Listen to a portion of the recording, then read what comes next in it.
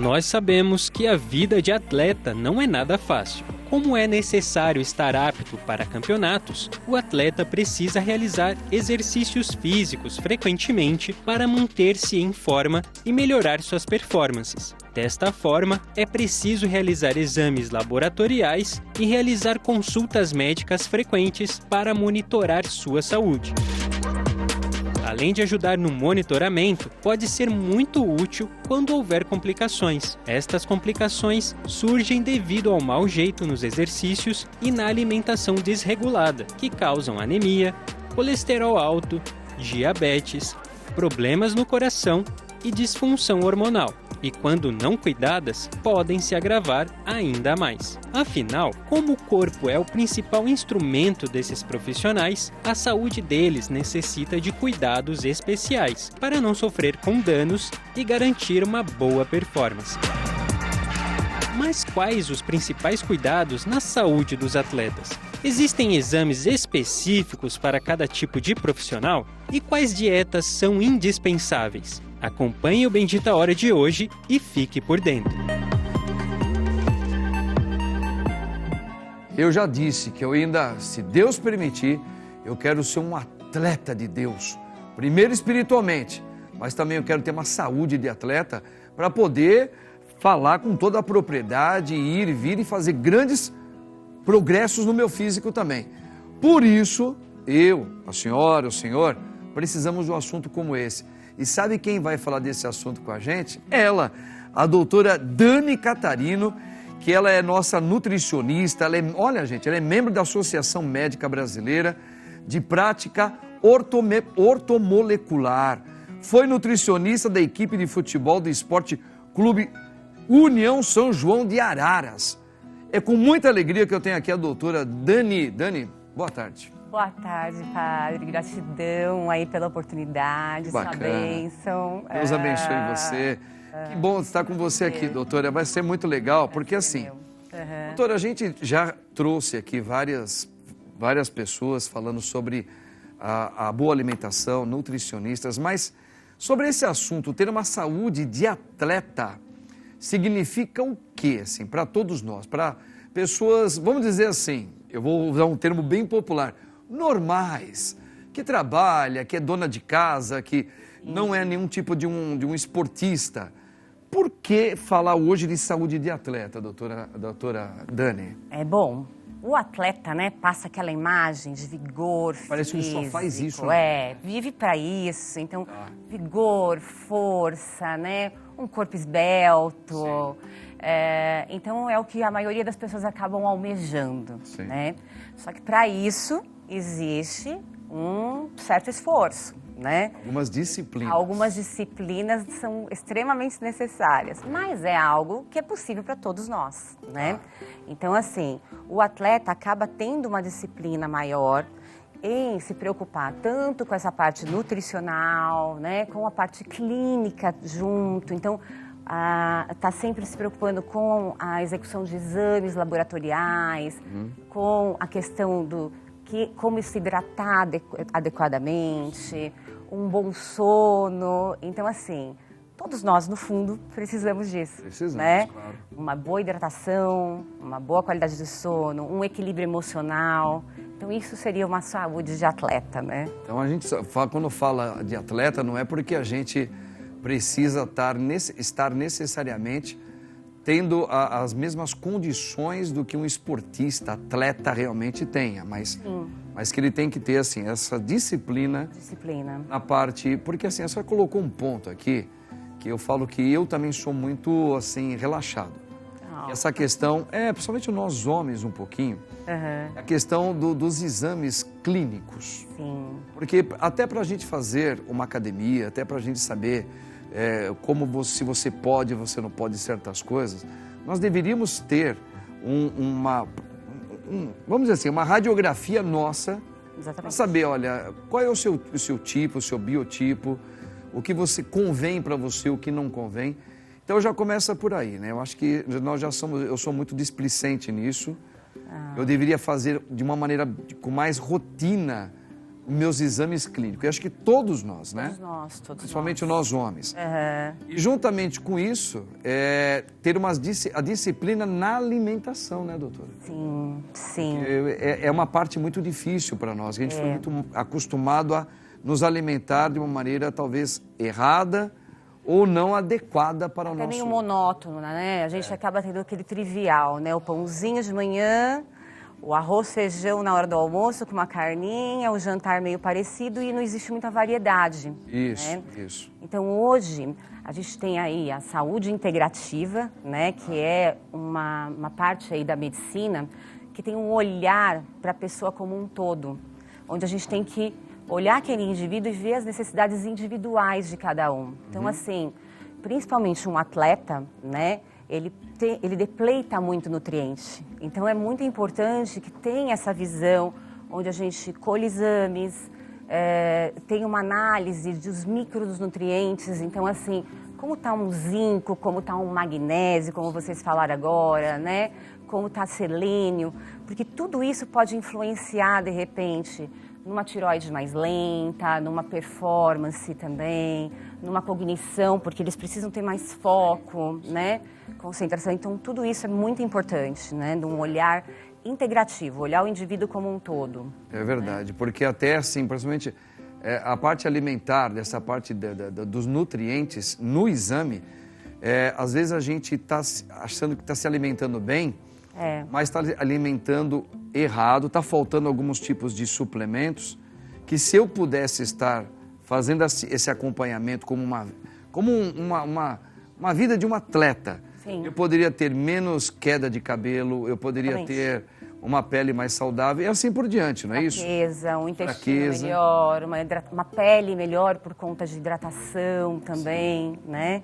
Um índice menor também de hoje a gente está vendo um diagnóstico, infelizmente, muito aumentando sobre cânceres, né? Câncer. Então, tudo isso também são valias importantes, né, doutor?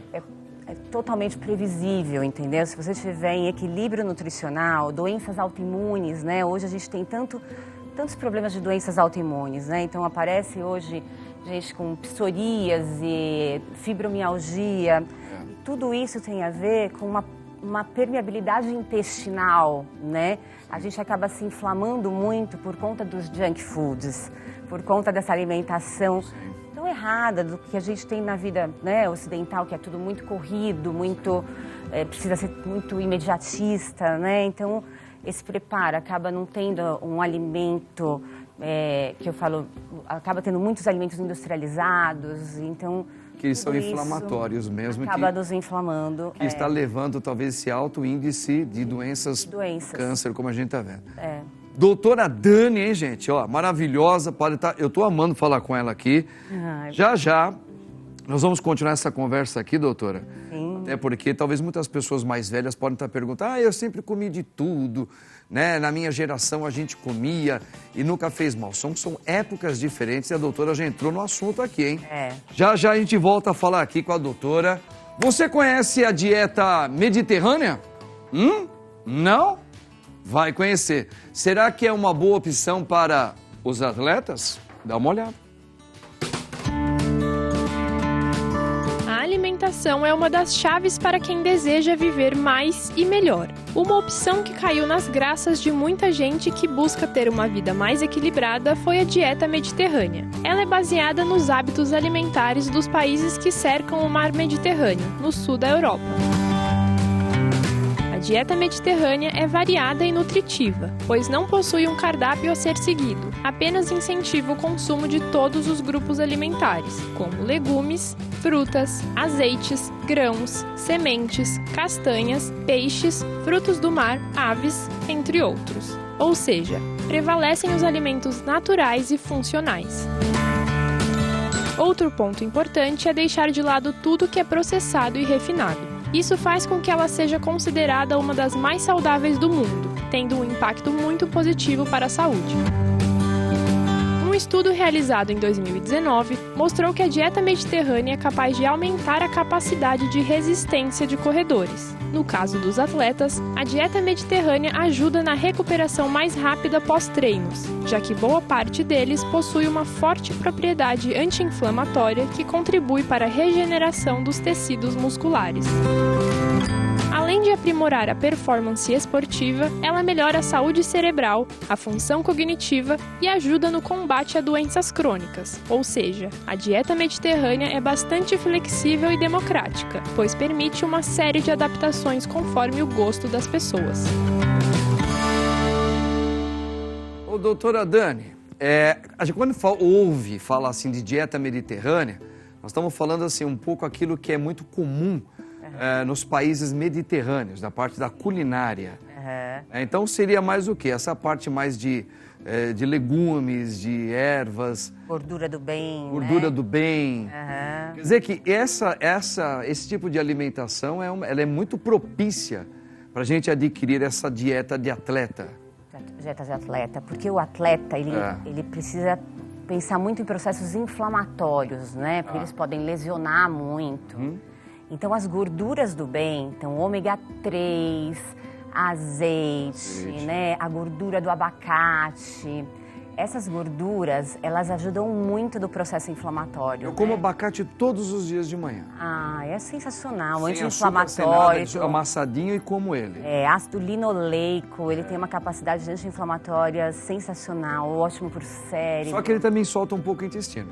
Pode soltar ele ajuda um pouquinho. Por isso tem que ser com moderação, né? A gente tem que ver cada indivíduo único. Tem um jeitão, né? Algumas pessoas vão sentir um pouco mais, né?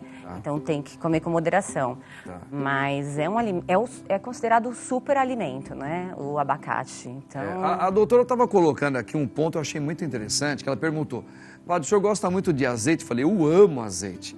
Aliás, teve uma época na minha vida que eu pedia de presente, se caso alguém quisesse me dar, me traria um pouco um azeite puro mesmo de oliva, né? E eu comecei a ganhar. Agora faz tempo que eu não ganho nenhum, viu? Mas vamos lá. Mas a senhora me deu uma receita muito importante, que ela falou assim, depois que o arroz já está pronto, você vai por exemplo, eu quero comer um arrozinho, tá? Eu gosto de um arroz.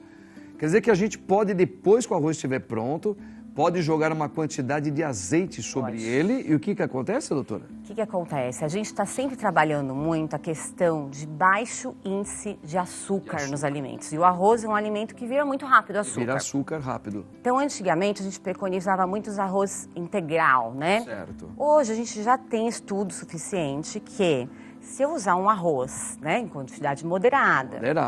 Colocar uma gordura do bem, então a gente pode usar um óleo de abacate ou um azeite, uma colherzinha de sobremesa em cima, eu tenho a capacidade de reduzir esse pico de insulina que leva quando eu como qualquer tipo de carboidrato, né? Principalmente o arroz.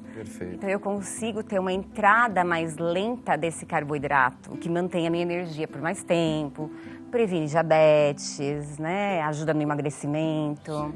Então pode comer o arroz. Assim, uma vez eu coloquei aqui um ponto, eu vou repetir, a senhora também como uma profissional. Nós, brasileiros, nós temos uma variedade de classes sociais. Sim. Mas nós temos que falar mais de uma população com menor índice de capacidade monetária. Sim. Como que nós podemos pensar, por exemplo, uma dieta mediterrânea ou alguns tipos de alimentos, como, por exemplo, o próprio abacate, o azeite. Como que esse povo mais simples, para ter uma saúde de atleta, num país onde ainda não propicia uma vida para todos iguais, né? Como que a senhora, como uma doutora, poderia assim, nos ajudar? Assim, o povo pode ter uma vida de uma alimentação de atleta, mesmo com uma remuneração baixa. É possível, doutora? Possível. O que a gente precisa é ter aquele olhar para uma variedade. O que a gente observa muito hoje é que as pessoas têm uma alimentação monótona, né? Elas acabam comendo... E por causa dessa prática da vida. E assim, o prático é comer um pão francês todos os dias. É rápido pegar, já põe ali para a e come. E a gente já tem um processo que o glúten é extremamente inflamatório. Então, não teria problema se eu comesse um pão francês 1, 2 vezes na semana, mas eu como todo dia. Então, isso vai gerando um processo inflamatório. Perfeito. Então, se eu, de repente fizesse uma panquequinha que não tivesse glúten, tivesse uma variedade maior de legumes, de verduras, né, de frutas, o que acontece é que, às vezes, a pessoa, você pergunta quantas frutas você comeu no dia, durante uma consulta. Não comeu. Não comeu. Não comeu. Tem verdura? Hoje não, eu só comi o meu arroz e feijão. Então, a alimentação acaba sendo sempre a mesma. E o aporte de nutrientes que aquela pessoa recebe é sempre o mesmo. É o mesmo. Então, existe muita deficiência, né? Então, as pessoas estão ficando doentes. Perfeito. Então, a gente percebe uma questão que está sendo muito comum hoje, são os transtornos de ansiedade e depressão, né? Por causa desse tipo Falta de alimento, desses nutrientes que estão Falta de ocorrendo aí. nutrientes. Gente, olha só, a doutora Dani, ela é um The Flash aqui no meu programa, né? Mas eu não vou deixar ela passar assim, não. Já está marcado aí para mim, junto com o nosso querido Rodolfo, nós queremos a sua presença nova. Eu gostaria muito de sua volta. Eu vou adorar. Para a gente complementar outros assuntos dentro da sua área, tá bom, doutora? Vou amar. Gostei demais da sua presença. Prazer imenso aqui. Foi um prazer muito grande, doutora. Obrigada e até pela a próxima, se oportunidade. Deus quiser, Até ok? a próxima.